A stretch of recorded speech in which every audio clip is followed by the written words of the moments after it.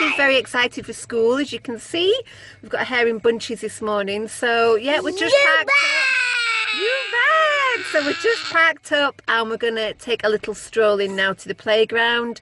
I'm going to do the drop-off and then I'll be making my way home shortly. Whew, so I've just got in from doing the school run, a successful trip this morning. Elsie is all settled at school, which is fantastic. So just thought today I'd do a quick vlog and share with you all some of my top tips in dealing with the school run. I've been doing it, nearly 3 weeks now, and it's quite tricky, this school run malarkey. So I thought it might just be useful for some of you out there, just to learn how I'm getting on with it, how I'm kind of managing so far, and I've got no doubts that many of you out there will have some amazing tips as well. So if you have, please do drop them in the comment section below. That would be great. Okay, tips. Are we ready? Here we go. Okay, so tip number one, the first thing really, and it's the most obvious one, is just to make sure that you set your alarm clock for in the morning, for the time that you want to get up out of bed and perhaps wake your child up. And secondly, to make sure you have also another alarm set on your phone for when it's time to finish whatever it is that you're doing and go and pick your beloved up from school. Okay, so tip number two.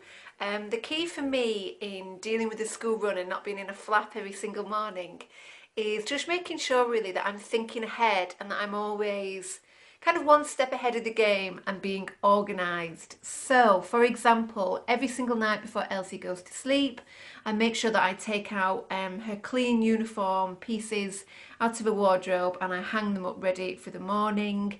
And just little things like as soon as she gets in from school, I make sure that she changes out of her uniform and all of her dirty clothes go straight into the washing basket.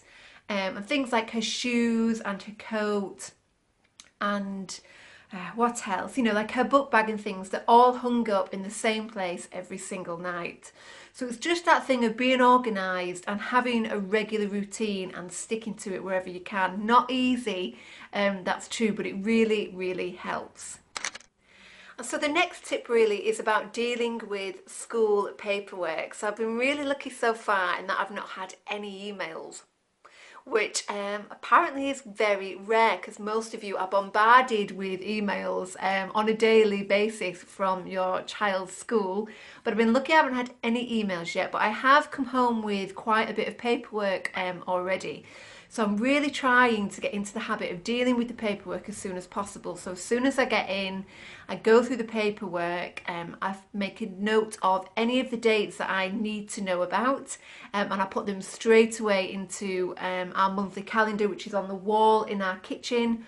And then once I've dealt with the paperwork, I make sure I bin it. So if there's any school trips that need paying for, slips that need filling in, I'll do all that kind of stuff, and then literally as soon as I've dealt with it all, it goes straight into the bin and I know I can relax. Okay, so just a few more little tips which are really helping me. So one, the first thing I do in the morning is I go onto my phone and I ask Google what the weather's going to do that day.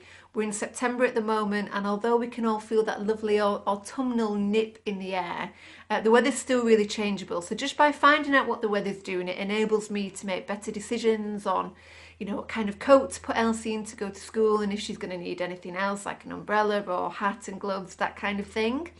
The second thing is always make sure you've got food on you, or at least food ready and in the cupboards when they get home from school. I'm finding that Elsie is ravenous, you know, when she's finished her school day. So make sure perhaps you've got a few snacks in your handbag if they get a little bit peckish in the morning, if they've not eaten their breakfast properly, or if you're picking them up and getting them in the car and they're about to have that kind of, you know, that dreadful hunger meltdown. If it's that time, just give them a snack or get them home and give them a snack as soon as possible.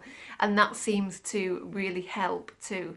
And in terms of you being ready for the school run, not just getting your child ready, some of the things that worked for me are things like making sure that I've got an outfit ready for the morning, if possible getting it out the night before, or at least having a good look in my wardrobe and checking that I've got something clean and, you know, decent to wear for the next day regardless of whatever I'm doing.